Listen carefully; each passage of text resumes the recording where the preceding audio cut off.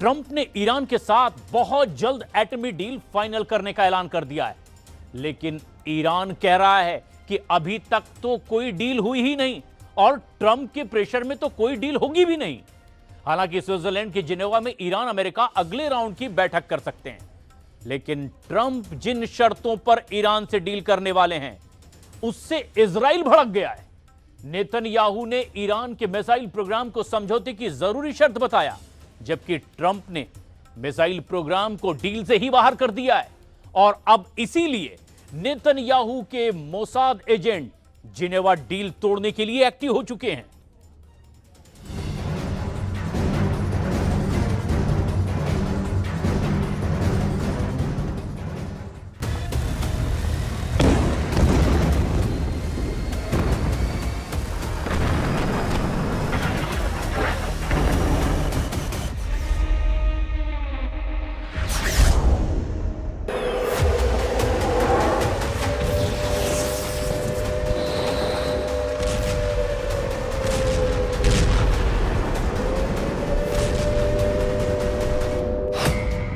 Trump के हाथ से फिसल गया हॉर्मुज, ट्रंप के हाथ से निकल गया ईरान का यूरेनियम,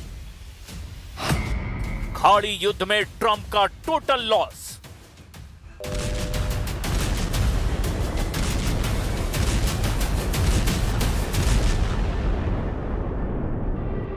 ईरान की मिसाइलों के तूफान में सुपर पावर का घमंड तिनका हो गया। ट्रंप के तेवर ढीले पड़ गए। अमेरिका युद्ध से भागने का ऐलान कर रहा है। ट्रंप ये मान रहे हैं कि ईरान के खार्क पर हमलों के लिए उनके पास हिम्मत नहीं बची है,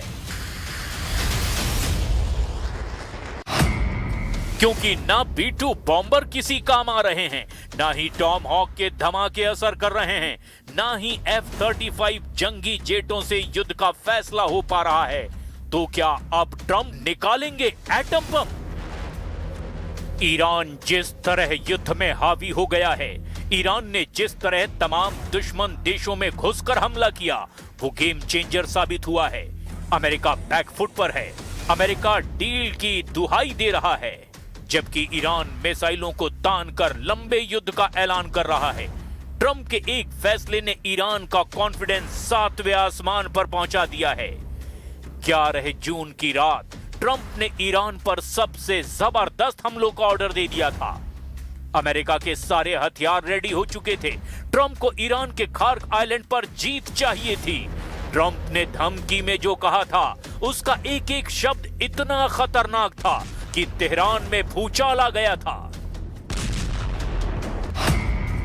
ट्रंप ने धमकी दी थी कि रात को तेहरान पर सबसे जबरदस्त हमला होगा। ईरान के तेल और गैस मार्केट पर पूरी तरह से अमेरिका का कंट्रोल होगा, ठीक वैसे ही जैसे वेनेजुएला में किया गया। लेकिन इस ऐलान के 5 घंटे बाद ही ट्रंप पलट गए।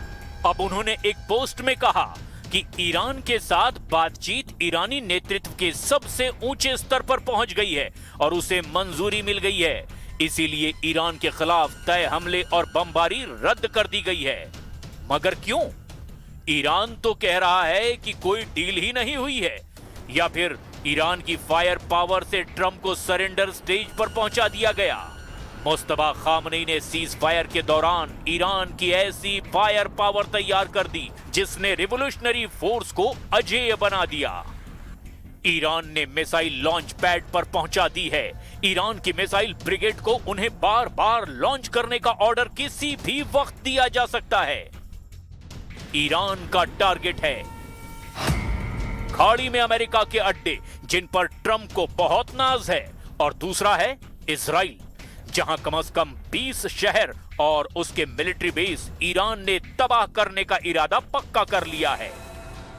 क्योंकि ट्रंप डील के बहाने बार बार ईरान पर हमले कर रहे हैं। ट्रंप के हर दिन नए पैंतरे से परेशान ईरान ने अब सारे फैसले वॉर जोन में करने का ऐलान कर दिया है।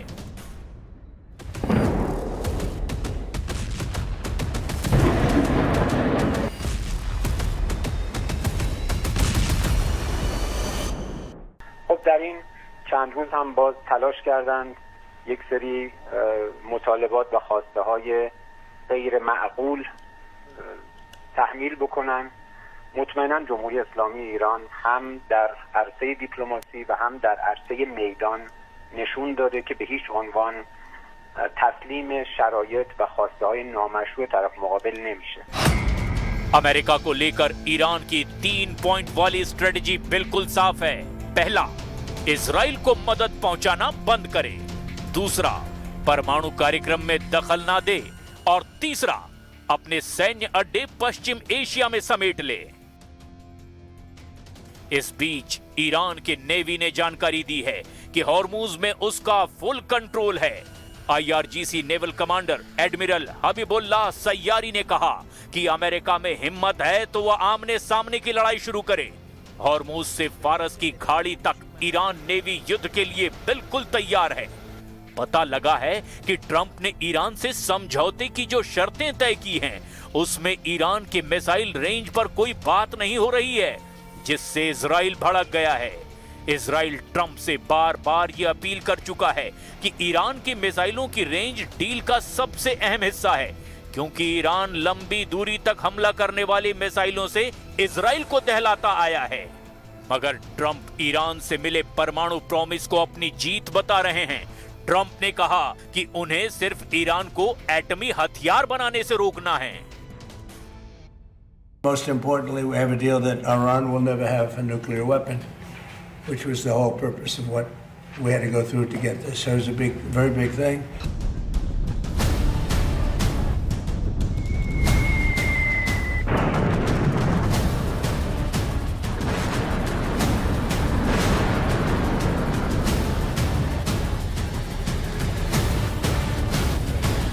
ट्रंप ने ईरान के मिसाइल प्रोग्राम और उसके फाइटर ग्रुप को डील से बाहर रखा है।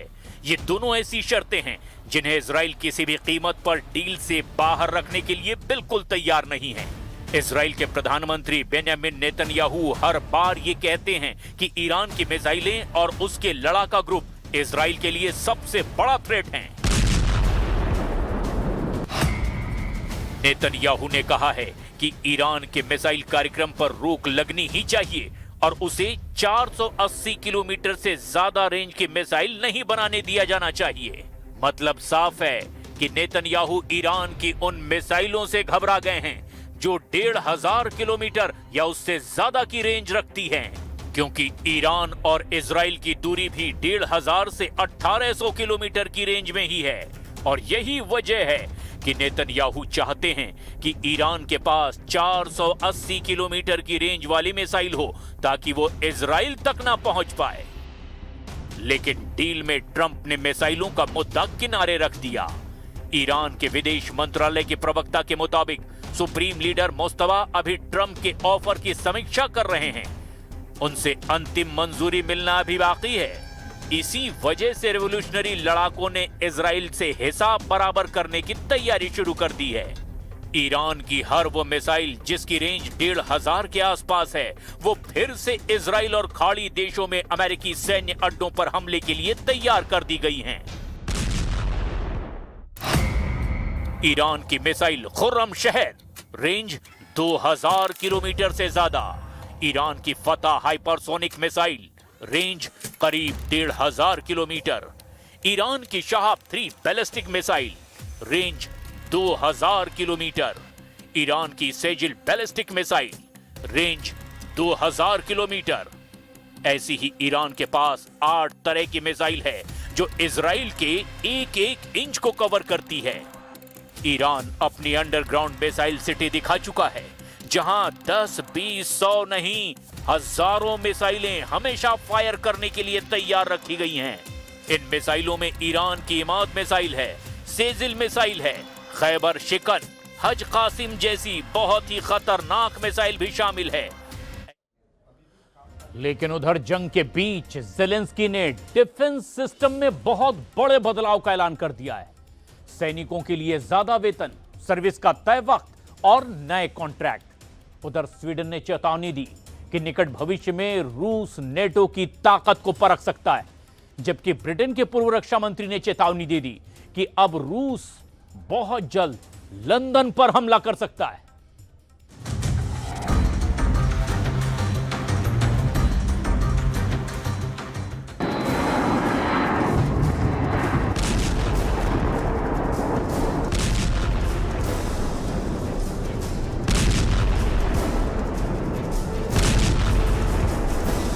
अगर साल 2030 में यूरोप की सुबह बारूद की गंध से शुरू हो, अगर लंदन के आसमान में सायरन बज रहे हों, अगर ब्रिटेन के एयरबेस से फाइटर जेट लगातार उड़ान भर रहे हों, और अगर दुनिया पूछ रही हो क्या पुतिन ने आखिरकार नेटो के खिलाफ युद्ध छेड़ दिया, क्या पुतिन की सेना अब नेटो देशों के दरवाजे तक पहुंच चुकी है, क्या यूरोप एक और बड़े युद्ध की तरफ बढ़ता जा रहा है।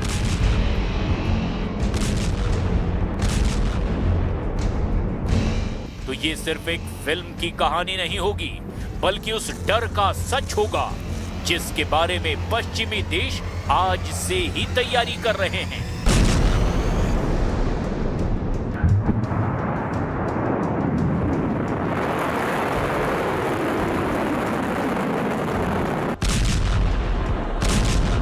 पहली तस्वीर नेटो देश बुल्गारिया की, दूसरी तस्वीर भी नेटो देश स्लोवाकिया की है। दोनों मोर्चों पर युद्धाभ्यास चल रहा है, लाइव ड्रिल हो रही है और नेटो अपनी सीमा की सुरक्षा को पुख्ता करने में जुटा है। बुल्गारिया में नेटो फोर्स ने स्ट्राइक बैक 26 नाम से लाइव फायर युद्धाभ्यास किया। इस ड्रिल में अमेरिका, इटली, तुर्की और रोमानिया समेत 6 देशों के करीब 1,500 सैनिकों ने हिस्सा लिया। बख्तरबंद गाड़ियों से फायरिंग, ड्रोन ऑपरेशन का प्रदर्शन हुआ और नई मानव रहित तकनीकों का परीक्षण किया गया। बुल्गारिया के रक्षा मंत्री दिमितार स्टोयानोव खुद इस ड्रिल का जायजा लेने पहुंचे। Видяхме баражиращи боеприпаси, които до сега не са използвани в българската армия. Това, което видяхме, кара да се радвам и определено мога да кажа, че напредъка в сухопътни войски по отношение на използване на безпилотни летателни апарати, въвеждане на нови технологии е видим.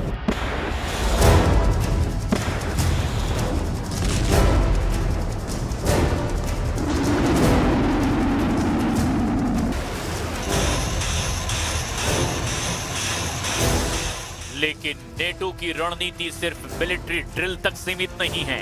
लातविया में फ्रांस की सेना ने जंग का ट्रेलर भी दिखा दिया। रूस से लातविया के आसमान में घुसे ड्रोन को फ्रांस के राफेल फाइटर जेट ने मार गिराया। रूस से सिर्फ 28 किलोमीटर दूर हुई इस घुसपैठ ने नेटो फोर्स को एक्टिव कर दिया है। 2026 में नेटो फोर्स ने 3 बड़े एक्सरसाइज किए हैं।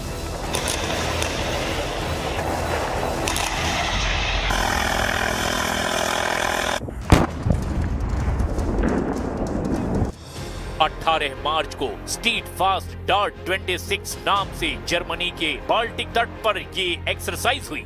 इसमें 13 देशों के 10,000 सैनिक शामिल हुए। इसमें अलाइड रिएक्शन फोर्स की रैपिड डिप्लॉयमेंट पर फोकस किया गया। 4 से 19 जून के आसपास नेटो फोर्स ने बाल्टॉप्स 26 नाम से जर्मनी, पोलैंड, लातविया के तट पर नौसेना की ड्रिल की।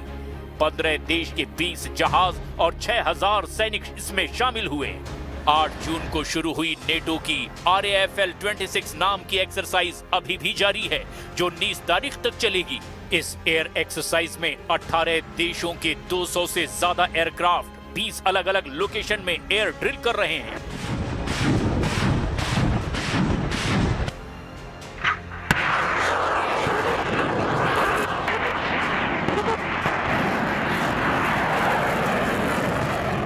फिलहाल रूस और यूरोप के बीच कोई युद्ध नहीं है, लेकिन सवाल ये है कि यूक्रेन के युद्ध के बाद रूस और नेटो के रिश्ते शीत युद्ध के बाद सबसे खराब दौर में पहुंच चुके हैं। रूस के राष्ट्रपति व्लादिमीर पुतिन कई बार साफ कह चुके हैं कि अगर पश्चिमी देश रूस के खिलाफ सीधे युद्ध में उतरे तो जवाब भी उसी स्तर का होगा। Госпрограммой вооружения планируем оснащать РВСН новыми ракетными комплексами как стационарного, так и мобильного базирования.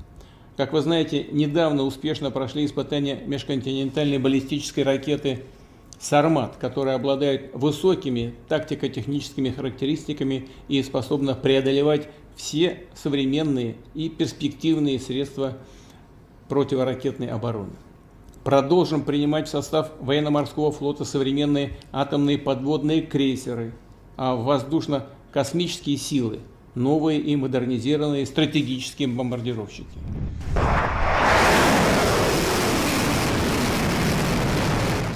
यूक्रेन युद्ध के बीच एक रिपोर्ट ने यूरोप की चिंता को और ज्यादा बढ़ा दिया है। ताजा सैटेलाइट तस्वीरों से संकेत मिले हैं कि रूस अपने कई सैन्य ठिकानों का तेजी से विस्तार कर रहा है। रिपोर्ट में नेटो देश की सीमा के पास नए रूस पोस्ट का जिक्र है। दावा है कि रूस ने आर्कटिक इलाके के पेचांग में मिलिट्री फैसिलिटी तैयार की है, जो नेटो देश नॉर्वे से महज 8 किलोमीटर की दूरी पर है। फिनलैंड और नॉर्वे के करीब मुरमांस्क इलाके में रूस ने ऐसी तैयारी शुरू कर दी है, जहां भविष्य में 17,000 एडिशनल फोर्स की तैनाती की जा सकती है। नेटो देश एस्टोनिया की सीमा के पास रूस ने बड़े पैमाने पर सैन्य वाहनों को तैनात किया है। ब्रिटेन की सेना के पूर्व अधिकारी ने चेतावनी दी है कि रूस के बढ़ते मिलिट्री एक्शन को किसी भी कीमत पर नजरअंदाज नहीं किया जा सकता। लेकिन सबसे चौंकाने वाला दावा ब्रिटेन के रक्षा मंत्री जॉन हिली ने अपने पद से इस्तीफा देने के पहले किया। उन्होंने कहा, हमारा खुफिया अनुमान है कि रूस साल 2030 तक ब्रिटेन पर हमला कर सकता है। ब्रिटेन की सरकार के पास देश की रक्षा के लिए पर्याप्त पैसा नहीं होगा जिससे हम उसके लिए तैयार हो पाएं। हमें अभी से इसके लिए तैयार होना होगा और हमारे रास्ते में आने वाले सभी खतरों का सामना करना होगा। ये शर्मनाक है कि ना तो इस सरकार ने और ना ही इससे पहले की सरकारों ने रक्षा को गंभीरता से लिया। सवाल ये है कि अगर रूस और नेटो के बीच कभी सीधा टकराव हुआ तो पहला मोर्चा कहां खुलेगा? बाल्टिक सागर में, फिनलैंड में या फिर पोलैंड के सुवाल्की गैप में? सुवाल्की गैप, बाल्टिक सागर, फिनलैंड सीमा और कलिनिनग्राद ये नेटो के बेहद संवेदनशील इलाके हैं। महज 65 किलोमीटर चौड़ा सुवाल्की गैप वो इलाका है जो पोलैंड और लिथुआनिया को जोड़ता है और इसके एक तरफ रूस का कलिनिनग्राद है तो दूसरी तरफ रूस का करीबी सहयोगी बेलारूस। यूरोप के वॉर एक्सपर्ट का दावा है कि अगर कभी रूस नेटो की ताकत को परखने की कोशिश करता है तो सबसे पहले इसी इलाके में दबाव बनाया जा सकता है। कलिनिनग्राद में रूस पहले से ही Iskander missile system, air defence system और बाल्टिक फ्लीट की ताकत तैनात कर चुका है। यानी नेटो और रूस के बीच दूरी अब सिर्फ नक्शे पर नहीं बल्कि मिनटों में तय होने वाली मिसाइलों की भी है। यही वजह है कि अमेरिका भी यूरोप में अपनी सैन्य मौजूदगी को लगातार मजबूत कर रहा है। पोलैंड में अमेरिका ने अपने सैनिकों की संख्या बढ़ाई है। जर्मनी में नेटो कमांड एक्टिव है और ब्रिटेन से लेकर रोमानिया तक नए एयर डिफेंस नेटवर्क तैयार किए जा रहे हैं। लेकिन सबसे बड़ा सवाल है, क्या पुतिन सचमुच नेटो से युद्ध चाहते हैं या फिर ये पूरी सैन्य गतिविधि पश्चिमी देशों पर दबाव बनाने की रणनीति है? क्योंकि रूस अच्छी तरह से जानता है कि नेटो के खिलाफ सीधी लड़ाई का मतलब 32 देशों के सैन्य गठबंधन से टकराना है और अगर रूस किसी भी नेटो देश पर हमला करता है तो अमेरिका समेत पूरी पश्चिमी ताकत एक साथ मैदान में उतर जाएगी।